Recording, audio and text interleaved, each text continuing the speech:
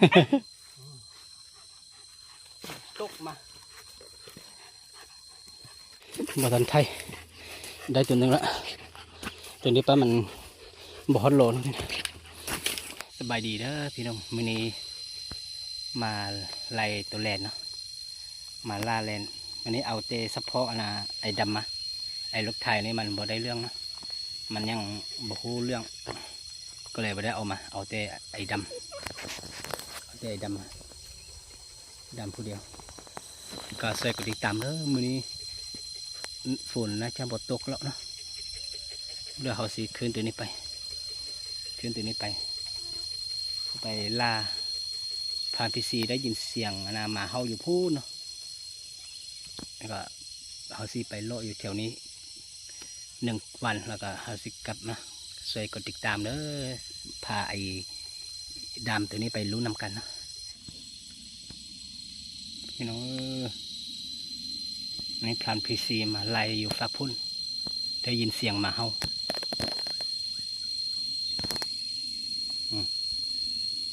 เสียงหมาเห่าอยู่พวกเขานู่น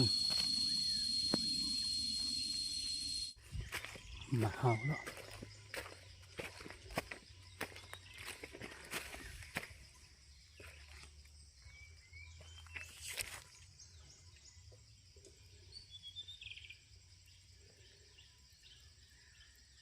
เป็นไก่ปลาปะ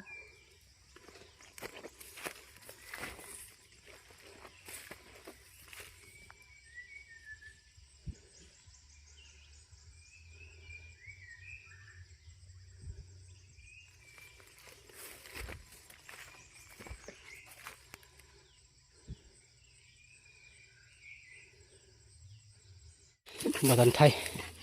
ได้ตัวหนึ่งละตัวนี้ป้ามันบ่ฮอตโหลนะขึ้นต้นกล้วยตัวนี้ขึ้นต้นกล้วยตัวนี้มาไล่มันขึ้นต้นกล้วยตัวนี้สุดยอดเลยตัวนี้บ่ฮอตโหลตัวนี้นี่สังเกตเลนข้างหลังมันจะเป็นแบบนี้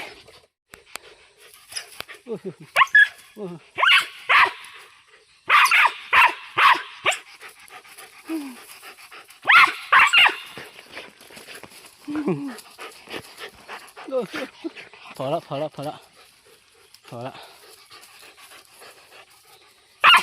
เอ้ยฝนตกแล้วเด้อเขาป่ายามนี้ลำบากเนาะพอดีได้แรงตัวหนึ่งฝนตกเลย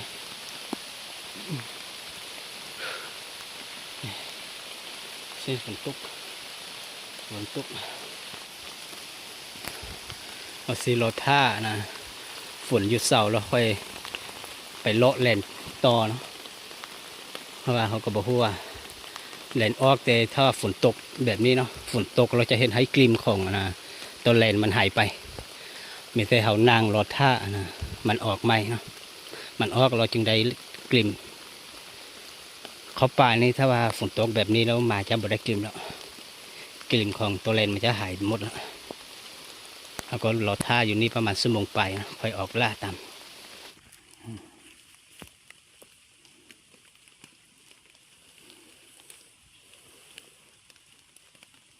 มาแลนเราก็ต้อง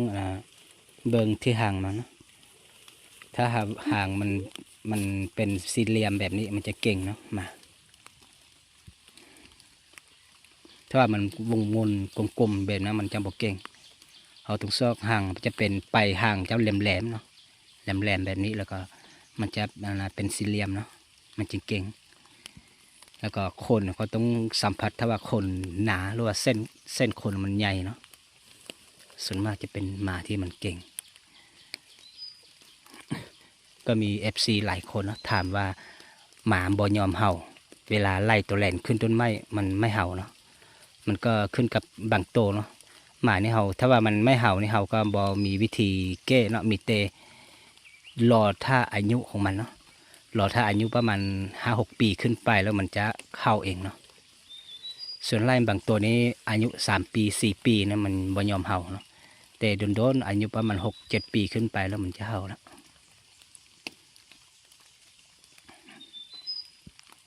มา2 ปีมันก็เก่งแบบนี้ก็ถือว่าสุดยอดแล้วมันก็บอกให้เก่งเท่าใด เป็นสุดยอดหมาแลนเนี่ยก็ต้องเป็นแบบคือไอ้แดงนะไอ้แดงประมาณ7 ปี8 ปีแล้วแลนเนี่ยขอให้วันนี้เนาะแลนออกแล้วก็ไอ้แดงจะหาได้หมดเลยแต่ตัวนี้มันจะบ่ได้เนาะ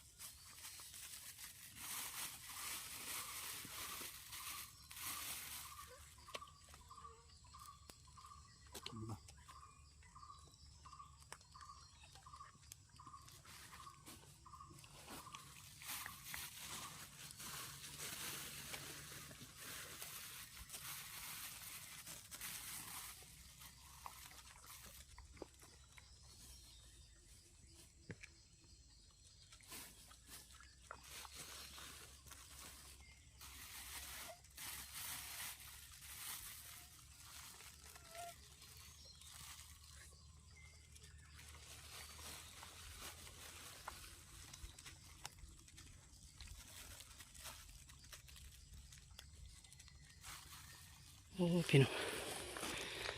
ตัวนี้เป็นตัวแลนคดเนาะตัวนี้ถ้าว่าขุดใหญ่แบบนี้จะเป็นน่าจะ3 โลแต่มันจะขุด เมื่อวานนี้เนาะฝนทึกฝนเนาะตัวนี้มันน่าจะอยู่แถวนี้เนาะป้าตัวนี้ขุดใหญ่สุดเลยตัวนี้นะ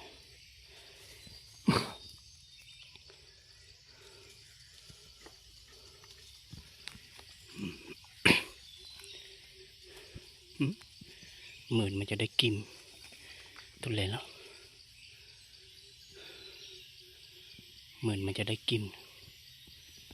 ตัวเล็กเนาะเนี่ยไปข้างบนปะ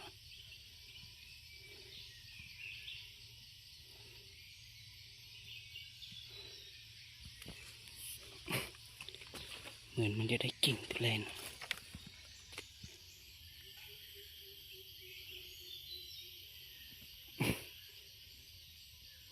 ขดเดียว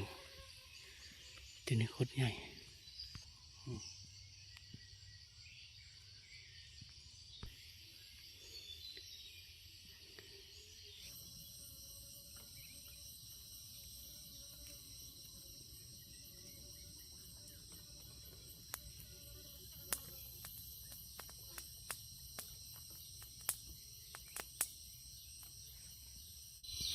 เป็นสาเหตุที่ก่อไฟแบบนี้พี่น้อง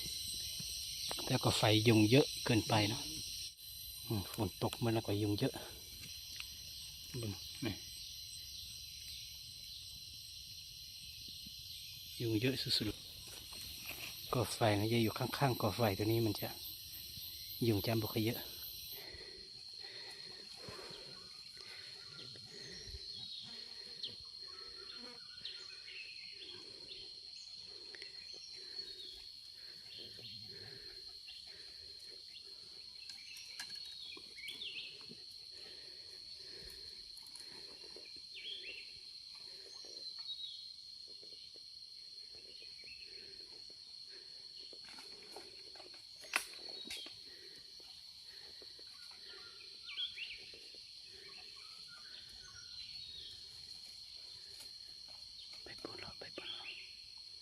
โอ้ตัวนี้มันเข้าในนี่แล้วมันตามกินมาขุดบ่ได้แล้วมันเข้ารูตัวนี้เป็นรูเก่าของตัวอ้นมันเป็นรูเก่าเนาะมันจะเข้าบ่ได้แล้วป้าพลัดนึงอย่าไปบ่ได้แล้วจำเลยมันเข้าหูใหญ่ได้กินเนาะ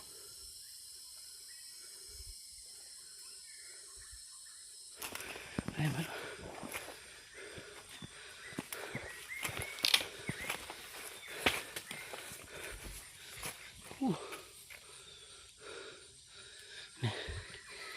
ขึ้นทำไมตัวนี้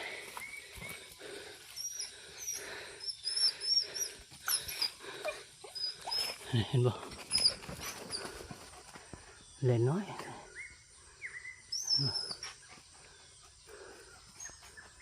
ส่งตัวว้าว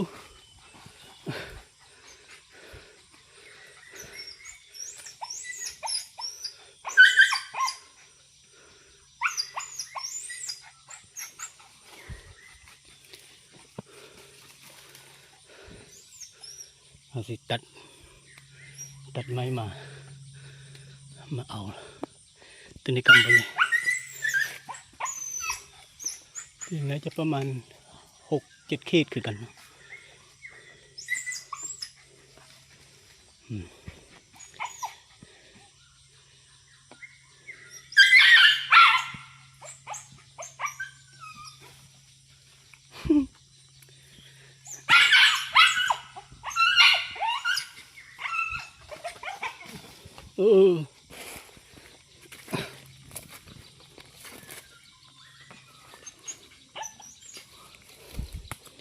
มันขึ้นตัวนี้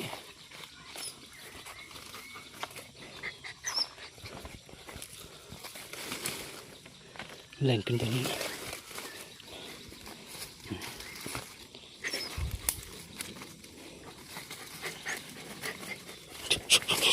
นะครับ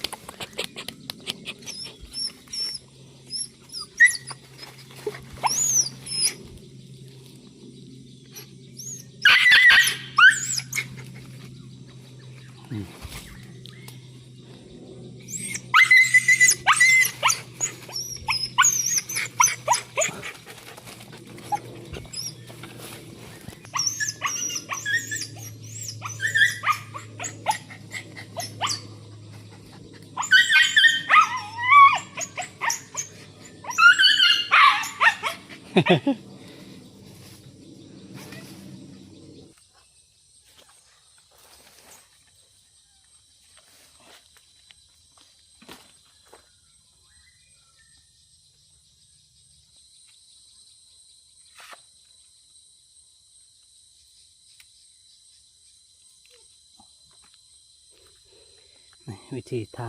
ำบวมนะมาตัวนี้จอตัวนี้เวลารับคอแล้วหดก็ดึงมันก็ออกแล้วนี่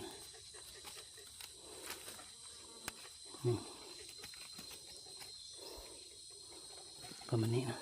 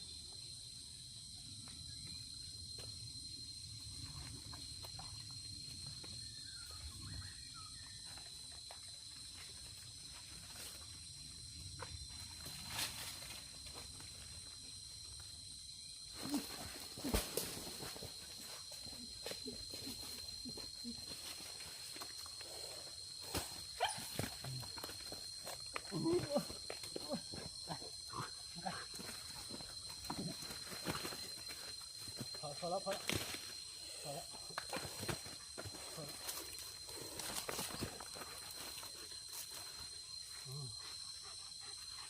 ตกมาว้าวว้าวว้าว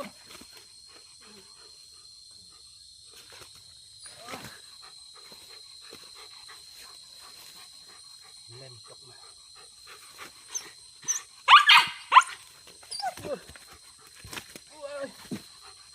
พอละพอละพอละเยอะเยอะเยอะเยอะเยอะเยอะกัน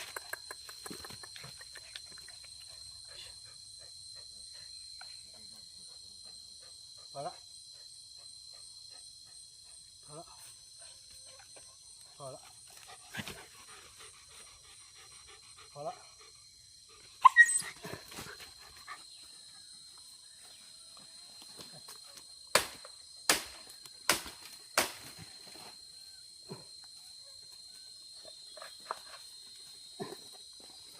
น้อง